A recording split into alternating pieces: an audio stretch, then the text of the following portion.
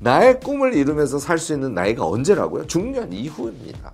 내가 나의 자유의지에 의해서 내가 나다운 삶을 정말 시도해 볼 타임 아닙니까? 나는 새로운 삶을 살아가고 싶고 새로운 삶을 살아가야 해.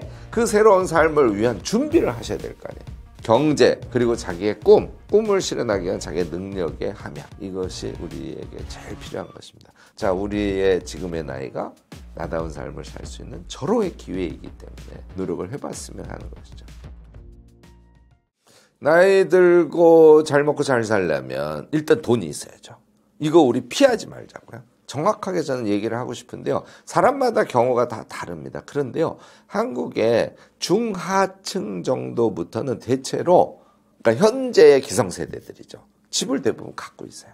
요게 안 되시면 쉽지 않습니다. 요게 안 되시면 다른 경제적 기반을 꼭 마련하시도록 노력을 하셔야 됩니다. 첫 번째 조건은 그런 최소한의 경제적 기반이에요. 그리고 두 번째, 이건 제 친구들을 통해서 제가 너무너무나 잘 경험한 것인데요. 평일에 가능하면 등산 가기보다는 좀 더 생산적인 일을 하는 것을 저는 권해요. 그런 의미에서 저도 등산을 엄청 좋아하거든요. 트레킹 엄청 좋아하고요. 그럼에도 불구하고 평일에 가지 말라고 말씀을 드리는 거는, 그걸 가기 시작하면 평일에 생산적인 일을 하기 위해서 노력을 안 하게 돼요.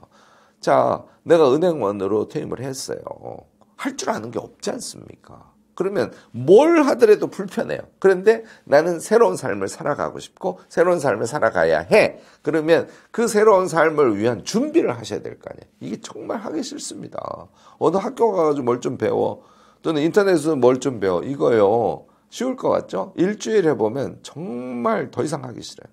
정말 의지력을 필요로 합니다. 자, 이 얘기를 하는 이유는 우리가 중년 이후에 자신의 삶을 살기 위해서는요, 자기의 실천을 위한 뭔가의 전공이 있어야 돼요. 이거 좀 더 적극적으로 얘기해 보면요, 물론 가끔 예외적인 사람들이 있긴 합니다만 대부분 지금 중년 이상이신 분들, 나의 꿈대로 삶을 살아오신 분들이 계세요.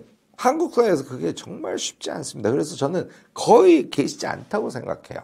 우리가 나의 꿈을 이루면서 살 수 있는 나이가 언제라고요? 중년 이후입니다. 이제는 아이들에 대한 양육의 부담도 줄고, 이제는 회사도 심지어는 퇴임할 때가 됐고, 경제적으로도 막 너무 힘든 상태는 아니고, 이제 부모님들도 연로하시거나 돌아가셨고, 이때야말로 내가 나의 자유의지에 의해서 내가 나다운 삶을 정말 시도해 볼 타임 아닙니까? 그래서 지금 버킷리스트 꼭 써보시고요. 제가 얘기하는 인생지도 그려보시고, 아, 드디어 나의 인생의 목표는 이거고 내가 이걸 하면 너무 자유롭고 행복할 거야. 이걸 하면서 내가 죽음을 맞이해야지 라는 철학적 고민을 해야 된다는 거죠. 자, 우리의 지금의 나이가 나다운 삶을 살 수 있는 절호의 기회이기 때문에 평일에 힘들더라도 우리를 수련해서 내가 그것의 전문가가 되도록 노력을 해봤으면 하는 것이죠. 기본은 노동이라고 생각합니다. 현재요, 80까지는 우리가 충분히 노동할 정신적 힘과 육체적 힘을 갖고 있어요. 그래서 현재 돈이 많건 적건, 제가 그래서 꼭 얘기를 합니다만, 한 달에 30만 원도 좋고 50만 원도 좋으니까 반드시 자신의 노동을 가지고 돈을 벌 수 있는 것을 모색하십시오. 그게 한꺼번에 금방 안 되니까 미리 준비하셨다가 매월 일정액 돈을 벌 수 있는 그런, 자기가 하고 싶었던, 자기다 또는 자기가 잘할 수 있는, 그것을 하면 행복한 그런 노동을 꼭 하시기 바랍니다 하는 말씀을 드려요. 이게 사람마다 이제 종류는 다 다를 수 있겠지만요. 그래서 저는 노후 대비를 하는데, 특히 이제 경제적인 측면에서는 자기의 노동을 가지고 일정한 돈을 벌 수 있는 능력을 반드시 키워야 되고 그걸 실천하셔야 된다고 봅니다. 나는 목공이 꿈이야. 나는 평생 손을 움직이면서 살고 싶었는데 결국은 은행에서 계속 이러다가 한 번도 몸을 움직여보지 못하고 퇴임을 했어. 목공 시작하셔야죠. 목공 여러분들 한 3개월이면 되죠? 아니에요. 목공을 전문으로 하는데 어떻게 3개월로 됩니까? 3년을 수련해서 나는 정말 엑스퍼트, 나는 정말 목공의 전문가가 될까? 이게 내 삶의 꿈이야. 이렇게 생각을 하시고 평일에 그것을 수련해 가셔야 된다는 것이죠. 이게 이제 제가 얘기하는 두 번째이고요.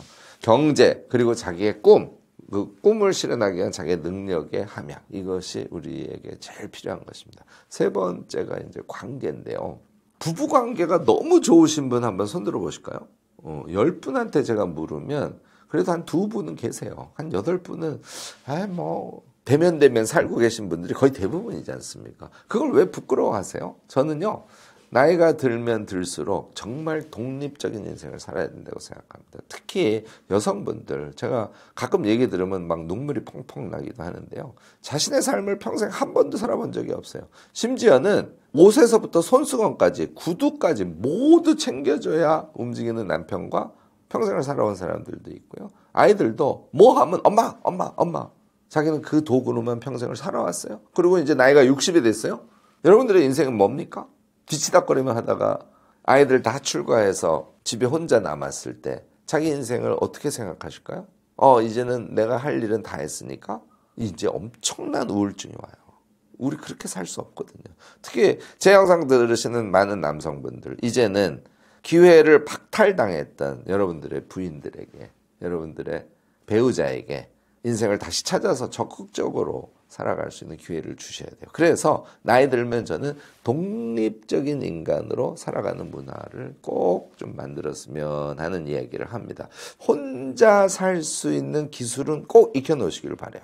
지금 부부가 같이 살더라도 마찬가지입니다. 이게 이제 특히 남성분이 안 되는 경우가 많은데요. 제가 엄청 놀란 것은 세탁기를 돌릴 줄 모른다는 거예요.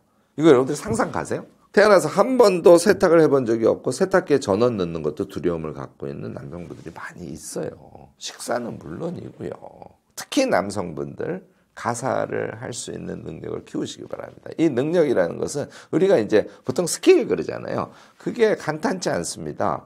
예를 들어 청소를 해요. 근데 청소가 완전히 익숙해져서 착착착착 엄청 빠른 속도로, 그리고 청소가 어느 정도 시간이 걸릴지, 어느 부분을 어떤 순서로 해가지고 결과가 뭘지 이런 걸 예측할 수 있어야 되고요. 그 다음에 요리라는 것도 그냥 정말 우격다짐으로 하는 게 아니에요. 요리도 손에 착착 붙어서, 마치 내가 은행원이야 그러면 은행 업무를 컴퓨터로 처리하는 게 착착이잖아요. 완전히 자동화되어 있는 것처럼 하지 않습니까? 가사가 그렇게 되어야 그게 기술이라고 칭해지는 겁니다. 여러분들, 우리가 혼자 살아가기 위한 기술을 그냥 한두 번 해보는 것으로는 되지 않습니다. 적어도 반년 정도 집중해서 하시고요. 모르는 것은 약간 공부도 하시고, 음식 같으면 레시피도 자주 보시고, 그러면 나중에 레시피 안 보고 다 음식을 만들 수 있게 돼요. 이게 되면 그 다음에는 아까 제가 말씀드린 나다운 삶을 위한 설계, 그리고 그것의 실행, 이게 두 번째예요. 이제 이렇게까지 하게 되면요, 삶이 고달프거나 좀 찌질해지거나 이런 거 없어요. 밥 한 끼 얻어 먹으려고 자기 가정에서 찌질해지는 남편분들, 이제는 여러분들 스스로 그 문제를 해결하시고, 여러분들의 배우자에게도 오늘은 내가 이게 기가 막히게 맛있게 되는데 같이 먹어도 좋지 않을까 싶은데 어때? 이렇게 제안할 수 있는 남자들 보시면 어떨까요? 제가 예전에 한번 제안한 적이 있습니다만, 특히 여성분들한테는, 제가 이제 대학 교수다 보니까 안식년이라는 제도가 있다는 거 깜짝 놀랐어요. 너무너무 좋습니다. 1년을 쉬게 하는 건 좀 쉽지 않지만 안식주 제도를 한번 각 가정에 도입을 해보면 어떻겠습니까 하는 말씀을 드렸어요. 부인들이 일주일 동안 집을 떠나서 완전히 자유롭게 안식을 취할 수 있는 그런 시간을 가져보면 어떨까, 이런 말씀도 드렸습니다. 제가 이때 주로 많이 쓰는 용어가 쿨 트러스트라는 거예요. 우리 너무 관계가 깊습니다. 그래서 온갖 간섭을 다 해요. 쿨 트러스트는 간섭하지 않는 믿음과 사랑입니다. 부부관계에도 거리를 두고요, 각자 자신의 인생을 개척해가고 즐기면서 그 다음에 이제 서로 소통하는 관계라는 게 형성이 되는 것이죠. 완전히 홀로서기를 하시고 서로 존중하면서 그런 문화를 1년, 2년 만들어 가시다 보면 여러분들도 멋진 관계를 앞으로, 특히 배우자의 관계를 잘 이끌어 가실 수 있을 것 같고요. 이것의 연장선상에 친구 관계나 자식 관계가 있어요.